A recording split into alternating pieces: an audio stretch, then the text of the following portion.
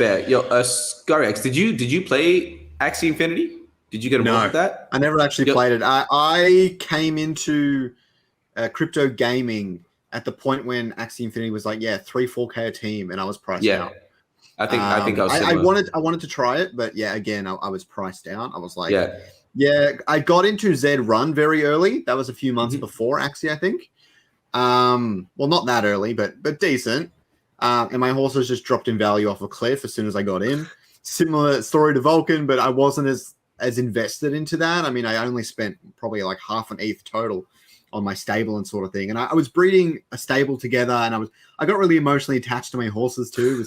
I really enjoyed just kind of like, I know who this parent is of this horse and stuff like that. And it was like my own little family, and I would race them all in different races and things.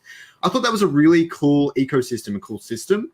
And they didn't do the Ponzi token thing like all the other crypto games, like Axie Infinity did. They had Ponzinomics in their breeding, like most crypto games. But it was focused around multiplayer, which is where I like to see a lot of crypto games head in the future, because I think that is quite powerful. But again, the horses and breeding them and selling them was how a lot of people were making money, because the racing, you could make money, but you had to be that top. You had to be the first one to get in, pretty much, which is, again, the definition of a pyramid scheme in itself. Yeah. But there are systems there to fix that. And I definitely want to talk to the founders a bit more about those systems that I have in mind, because there are some really cool ways to develop this sort of thing. While we're talking about other games, I got a little funny one for you. So one that I've gotten into, I actually found it in January because I saw Santiago make a tweet about it. It's called StepN. I wanted to ask you about that. Dude, my back is fucked. Like, I can't move today. Like, I limped out of bed because I went from like, it's one of those things like I'm not telling people to get into it because it's bloody expensive to get into. I've gone super deep into it because for me, that one, I went from doing zero cardio. I'm running 10Ks a day now. That's wild. But like I said, my body was not ready for it. I woke up this morning, I couldn't bloody move. But yeah, it's basically just digital runners, and you've actually got to physically go and run. And like, to me, like I like seeing that type of development in the space, because everything else in the space, like you can put money in and it can go to zero, and you have nothing to show for it.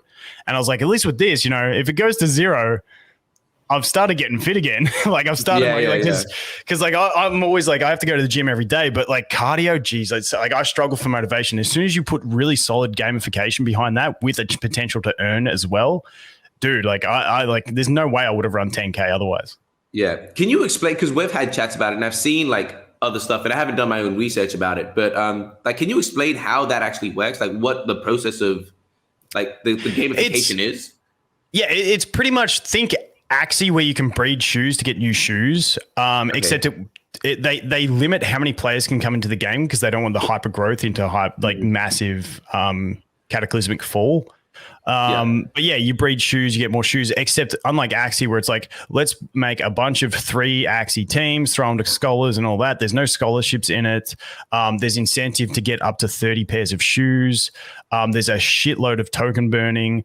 It's just a much more balanced ecosystem. If their economy is looking, out of whack, like maybe the token's too high or the shoes are too low, they'll do events. Like if they like, okay, we need more shoes in the ecosystem to sort of bring that into check, they'll do like like they did an event where it's like, when you breed your shoes, you've got a higher chance of breeding twins, which means you get a bonus shoe. So that then lowers the price of shoes because there's a higher supply, but also increases the price of the token because people are buying more of the token to burn it to mint to breed the shoes and shit like that. So it's just a lot. It's very Axie like. That's why I don't like telling people to jump in. But it's a lot more controlled, and the devs are just a lot better in my opinion. So it's like, just like, let me see if I get this right. So essentially you like you say, you get essentially paid, you get your rewards for the amount of running that you do, and the different shoes have different efficiencies, I guess. So like higher ranked shoes would mean that you get, so a higher status shoe would mean that you get more rewards on the same distance or whatever.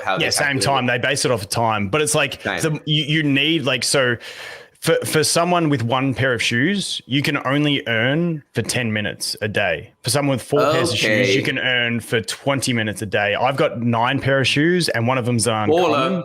So that gives me 10 and that gives me 50 minutes of earning per day. So are you maximizing that? Are you actually like maximizing the 50 minutes? Are you doing that? Yeah. Like I said, on my backs, like today, I'm just going to slap on one of my walkers and earn jack shit because I can't actually, like I physically cannot run today. I'm just cooked. That's funny. Have you been doing this every day? For the last like 2.5 weeks, yeah. Yeah, good on you, man. Jesus, that's fucking sick.